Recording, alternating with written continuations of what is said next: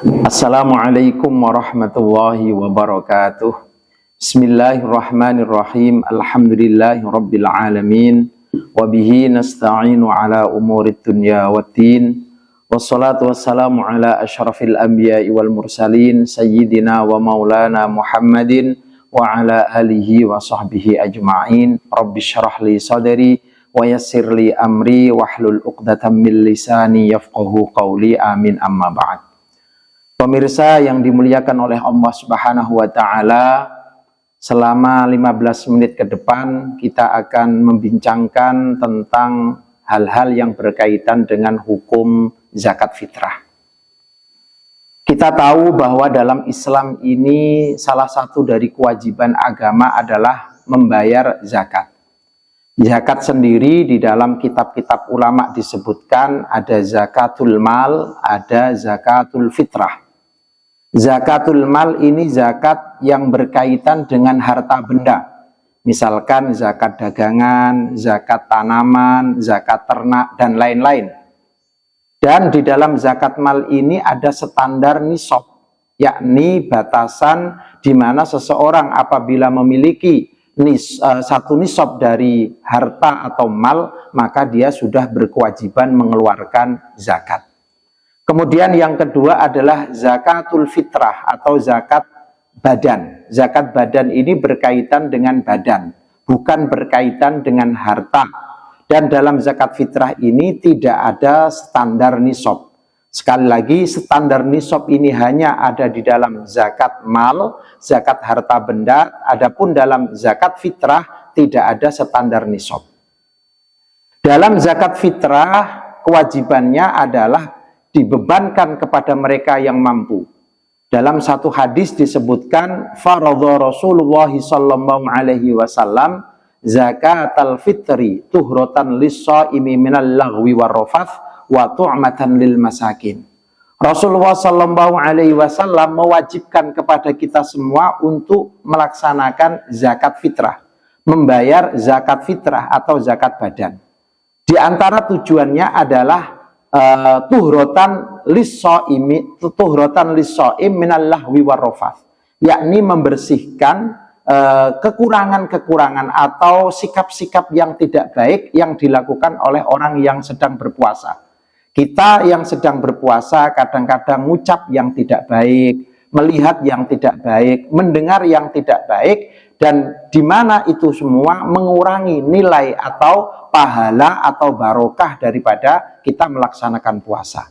Maka untuk membersihkan itu semua, oleh Rasulullah SAW kita diwajibkan membayar fitrah, tuhrotan lis-shaim minal lagwi, dari perbuatan-perbuatan yang tidak ada manfaatnya, warrafath, dan juga ucapan-ucapan atau perbuatan yang tidak baik. Jadi zakat fitrah ini selain sebagai perintah agama, selain itu juga kewajiban yang bernilai pahala, juga ada nilai-nilai untuk membersihkan kekurangan atau hal-hal yang tidak baik yang dilakukan oleh orang-orang yang berpuasa. Oleh karena itu dalam satu hadis yang walaupun ini dhaif, hadis itu menyatakan bahwa pahala puasa kita ini bergantung antara langit dan bumi. La yurfa'u illa bizakatil fitri, tidak akan diangkat, dalam arti tidak akan diterima oleh Allah kecuali dengan kita melaksanakan zakat fitrah. Nah, selain tuhrotan lis-shaim minal lagwi warrafath, selain zakat fitrah ini untuk membersihkan kekurangan, kotoran-kotoran yang tidak baik yang dilakukan oleh orang yang berpuasa, juga wa tu'matan lil masakin, yakni memberikan makanan untuk orang-orang miskin. Kita tahu bahwa zakat adalah salah satu konsep Islam untuk mengangkat kemiskinan. Dengan zakat semestinya tidak ada orang Islam yang miskin lagi. Semestinya tidak ada orang yang menangis karena tidak punya harta. Dan zakat fitrah salah satu dari kewajiban agama untuk mengangkat kemiskinan. Kaum muslimin yang dirahmati oleh Allah Subhanahu wa Ta'ala, zakat fitrah ini dibebankan kepada orang Islam. Orang Islam yang mampu wajib melaksanakan zakat fitrah. Bukan hanya dia yang harus dikeluarkan zakat fitrahnya, tetapi dia juga wajib mengeluarkan zakat fitrah untuk orang-orang yang wajib ia nafkahi. Siapakah yang orang-orang yang wajib ia nafkahi? Satu, istri. Istri wajib dia nafkahi. Artinya seorang suami wajib mengeluarkan zakat fitrah untuk dia pribadi dan juga untuk istrinya, karena istri adalah termasuk dari orang-orang yang wajib dinafkahi. Kemudian yang berikutnya adalah anak. Anak yang belum balik, anak yang belum balik dalam hal nafkah masih kewajiban orang tua. Maka orang tua wajib mengeluarkan zakat fitrah untuk dia pribadi, istrinya, dan juga anaknya yang belum balik. Adapun anak yang sudah balik dan dia tidak dalam posisi belajar ilmu agama, dia juga bukan dalam keadaan gila atau dalam posisi sebagai orang yang cacat, maka walaupun dia sudah balik, orang tua masih berkewajiban untuk memberikan nafkah dan juga mengeluarkan zakat fitrah untuknya. Jadi anak yang sudah balik tapi dia lumpuh atau cacat, anak yang sudah balik tapi dia gila, anak yang sudah balik tapi dia dalam posisi belajar ilmu agama sehingga tidak sempat untuk bekerja mencari rezeki, maka selain itu menjadi kewajiban orang tua memberikan nafkah, orang tua juga wajib mengeluarkan zakat fitrah untuk mereka. Adapun anak yang sudah balik tapi tidak dalam posisi belajar ilmu agama, anak yang sudah balik tidak dalam keadaan cacat atau lumpuh atau gila, maka orang tua tidak wajib mengeluarkan zakat fitrah untuk anak tersebut. Dan apabila ada orang tua mengeluarkan zakat fitrah untuk anaknya yang sudah balik tidak dalam posisi yang saya sebutkan, maka orang tua wajib minta izin. Nah, sekarang ini banyak orang tua mengeluarkan zakat fitrah, kemudian diserahkan ke masjid atau ke musola atau panitia-panitia zakat. Dia mengeluarkan zakat untuk dirinya, untuk istrinya, untuk anaknya yang masih kecil atau sudah balik, sementara dia tidak izin kepada anak yang sudah balik. Jadi wajib apabila orang tua mengeluarkan zakat fitrah untuk anaknya yang sudah balik untuk minta izin terlebih dahulu. Karena beban zakat fitrah dibebankan kepada anak yang sudah balik, bukan kepada orang tua. Orang tua boleh mengeluarkan zakat fitrah untuk anaknya yang sudah balik, tapi wajib izin. Apalagi dalam zakat fitrah ini perlu ada niat, sehingga tidak sembarangan orang mengeluarkan zakat untuk orang lain tanpa izin. Kemudian yang wajib dinafkahi lagi adalah bapak dan ibu, apabila bapak dan ibu ini termasuk orang yang miskin. Nah, kalau bapak dan ibu ini orang yang miskin sehingga anaknya wajib memberi nafkah, maka anak juga wajib mengeluarkan zakat fitrah untuk bapak dan ibunya. Itulah orang-orang yang wajib dinafkahi dan wajib dikeluarkan zakat fitrahnya. Kemudian di dalam fikih kita, fikih mazhab Syafi'i khususnya, mengeluarkan zakat fitrah ini harus di daerah di mana orang yang dizakati berada. Contoh misalkan ada seorang laki-laki bekerja di Jakarta, kemudian anak dan istrinya tinggal di Sragen, maka zakat fitrahnya suami wajib dikeluarkan di Jakarta, zakat fitrahnya istri dan anak wajib dikeluarkan di Sragen. Tidak boleh semuanya dikeluarkan di Sragen atau semuanya dikeluarkan di Jakarta. Yang demikian ini termasuk nakluz zakah, memindah zakat, di mana dalam fikih mazhab Syafi'i hukumnya tidak sah dan haram, tidak sah dan haram. Yang memperbolehkan nakluz zakat, memindah zakat hanya menurut ulama mazhab Hanafi. Itu pun mereka menyebut sebagai perkara yang makruh. Jadi perlu sekali kita mengetahui bagaimana cara kita mengeluarkan zakat. Jadi kalau orang yang wajib menafkahi misalkan bapak, posisinya tidak bersama dengan orang yang wajib dinafkahi, maka zakatnya harus dipisah-pisah. Namanya mu'adda anhu, yang berada di Jakarta, zakatnya wajib dikeluarkan di Jakarta, yang berada di Sragen, wajib dikeluarkan zakatnya di Sragen. Tidak boleh dikeluarkan di Jakarta semuanya, atau dikeluarkan di Sragen semuanya. Kalau sampai dikeluarkan di Sragen semuanya atau di Jakarta semuanya, maka termasuk nakluz zakah yang menurut mayoritas ulama hukumnya haram dan tidak sah. Yang memperbolehkan hanya ulama mazhab Hanafi, itu pun juga dibilang makruh. Kaum muslimin dan muslimat yang dirahmati oleh Allah Subhanahu wa taala. Adapun dalam hal mengeluarkan zakat fitrah, ulama telah membagi-bagi waktunya. Ada waktu jawas, waktu di mana orang sudah diperbolehkan mengeluarkan zakat fitrah. Ada waktu wajib, waktu di mana seseorang ini wajib mengeluarkan zakat fitrahnya. Ada waktu sunnah, waktu di mana seseorang sunnah apabila mengeluarkan zakat pada waktu itu. Kemudian ada waktu makruh, waktu di mana sah mengeluarkan zakat fitrah tapi terhukumi makruh. Dan ada waktu haram, sah mengeluarkan zakat fitrah tetapi mendapatkan dosa. Ada 5 waktu di dalam orang mengeluarkan zakat fitrah. Yang pertama adalah waktu jawas, waktu di mana seseorang ini sudah diperbolehkan mengeluarkan zakat fitrah. Apa itu waktu jawas? Yaitu bulan Ramadan. Tanggal 1 Ramadan sampai akhir Ramadan 29 atau 30 Ramadan, orang yang wajib melaksanakan zakat fitrah sudah diperbolehkan untuk mengeluarkan zakat fitrahnya. Ini waktu jawas, artinya sudah diperbolehkan mengeluarkan zakat fitrah walaupun saat itu belum wajib. Karena wajibnya zakat fitrah itu apabila dia menemui Ramadan dan menemui 1 Syawal. Maknanya waktu wajib zakat fitrah adalah waktu di mana seseorang berada saat maghrib Syawal, 1 Syawal. Contoh misalkan begini. Ada orang Sragen, saat maghrib 1 Syawal, akhir Ramadan dia pergi ke Solo.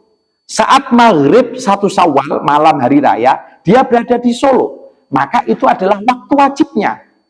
Itu waktu wajibnya. Maknanya dia wajib mengeluarkan zakat fitrah di mana saat maghrib saat itu berada. Jadi orang Sragen yang saat maghrib 1 Syawal, hari raya, malam hari raya, maghrib hari raya berada di Solo, maka zakat fitrahnya wajib dikeluarkan di Solo. Dia tidak boleh pulang ke Sragen kemudian baru mengeluarkan zakat fitrah. Karena waktu wajibnya mengeluarkan zakat fitrah, dia saat itu berada di Solo. Itu namanya waktu wajib.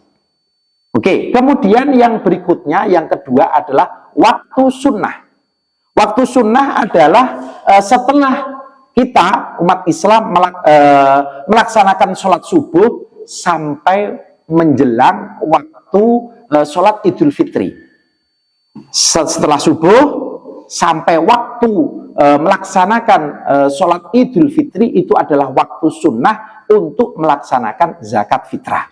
Jadi kalau misalkan ada orang yang tidak mengeluarkan zakat fitrah pada bulan Ramadan atau malam hari raya, tetapi dia mengeluarkan pada pagi setelah subuh sebelum berangkat sholat id, dia melaksanakan satu kesunahan di dalam pembayaran zakat fitrah. Sekali lagi hukumnya adalah sunnah.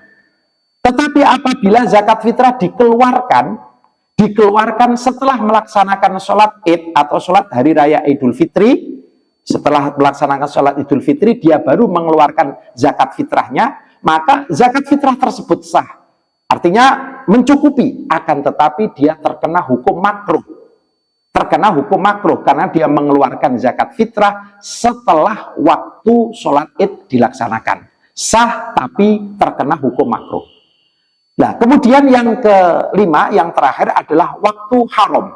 Tadi ada waktu jawas, waktu wajib, waktu sunnah, waktu makruh. Yang kelima adalah waktu haram. Yakni apabila sudah masuk pada maghrib malam kedua. Maghrib malam kedua dia belum melaksanakan zakat fitrah, maka dia wajib mengeluarkan zakat fitrah dan dia terkena hukum haram. Itu 5 waktu di dalam melaksanakan zakat fitrah. Kaum muslimin dan muslimat yang dirahmati oleh Allah Subhanahu wa taala, zakat fitrah ini ada standar yang wajib dikeluarkan. Setiap muslim yang wajib melaksanakan atau mengeluarkan zakat fitrah, beban yang harus dikeluarkan adalah 1 mud. Beban yang harus dikeluarkan adalah 1 mud. 1 mud itu 1 mud makanan pokok. Makanan pokok untuk kita di Indonesia adalah beras, secara umum adalah beras. Maka standar 1 mud beras, kita pakai standar yang telah ditetapkan oleh ulama. Hanya saja ternyata ulama ini berbeda dalam berijtihad. Sebagian ada yang mengatakan 1 mud beras, makanan pokok ini 2 kilo 5 ons atau 2,5 kilo. Ada yang mengatakan demikian. Ada lagi satu kitab yang mengatakan bahwa 1 mud beras itu bukan 2,5 kilo, tapi 2 kilo 2 on. Ini menurut kitab Al-Maqayis, salah satu kitab berbahasa Arab yang ditulis oleh ulama Indonesia dan bahkan mendapatkan pujian dari Syekh Muhammad Yasin bin Isa Al-Fadani, salah satu ulama populer di Mekah sana. Kitab Al-Maqayis, beras menurut standar kitab Al-Maqayis adalah satu mudnya adalah 2 kilo 2 on. Tetapi saya kira 2,5 kilo ini sudah pantas, sudah cukup. Bahkan apabila misalkan mengeluarkan lebih dari itu, 2 kilo, 8 ons, atau 3 kilo, itu lebih baik. Artinya yang selain kadar wajib itu menjadi sodakoh. Yang selain kadar wajib itu menjadi sodakoh. Saya kira pendapat yang paling tengah-tengah adalah pendapat yang mengatakan 1 mud makanan pokok beras adalah 2,5 kilo. Jadi setiap orang yang wajib dizakati atau orang yang wajib mengeluarkan zakat fitrah dan yang wajib dizakati fitrah, setiap satuannya atau setiap per individu yang wajib dikeluarkan zakat fitrahnya adalah 1 mud. 1 mud ada yang mengatakan 2,5 kilo ons, ada yang mengatakan 2,5 kilo, ada yang mengatakan 2 kilo 7 on dan seterusnya. Memang ada perbedaan pendapat. Pendapat tengah adalah 2,5 kilo. Lalu bagaimana misalkan mengeluarkan zakat fitrah pakai duit? Karena kadang-kadang orang-orang tertentu ini malas kalau dia mengeluarkan zakat fitrah pakai beras. Nah, dalam hal ini ada beberapa pendapat ulama mazhab Hanafi memperbolehkan pakai duit atau uang, kemudian ulama mazhab Malik juga memperbolehkan pakai duit, tidak mesti pakai beras atau makanan pokok. Tapi untuk standar zakat menurut mazhab Hanafi ini berat, agak tinggi. Kalau saya menganjurkan untuk mengikuti pendapat sebagian ulama mazhab Malik. Menurut sebagian ulama mazhab Malik boleh mengeluarkan uang, ya, uang senilai beras 2,5 kilo. Ya, uang senilai 2,5 kilo, tidak mesti pakai standar nisabnya mazhab Hanafi, agak terlalu berat. Apalagi dalam mazhab Hanafi ini tidak boleh mengeluarkan zakat fitrah dengan beras, mesti pakai gandum, kurma, dan seterusnya. Jadi agak repot kalau kita mengikuti mazhab Hanafi. Kalau saya pribadi menganjurkan kalau mau mengeluarkan zakat fitrah pakai duit untuk taklid atau mengikuti sebagian ulama Malikiyah yang memperbolehkan zakat fitrah dengan uang dengan standar beras 2,5 kilo sebagaimana mazhab Syafi'i atau mazhab Malik. Hanya saja yang perlu diketahui dalam mazhab Malik, orang yang boleh menerima zakat fitrah, sekali lagi ini hanya menurut ulama mazhab Malik, hanya boleh diserah terimakan kepada mustahik, fakir, dan miskin saja. Menurut ulama mazhab Malik, berbeda dengan ulama-ulama yang lain. Jadi kalau mau mengikuti mazhab Malik silahkan, tapi mustahik zakat fitrah hanya fakir dan miskin saja. Demikian dari saya, semoga ada manfaat dan barokahnya. Wabillahi taufiq wal hidayah. Wassalamualaikum warahmatullahi wabarakatuh.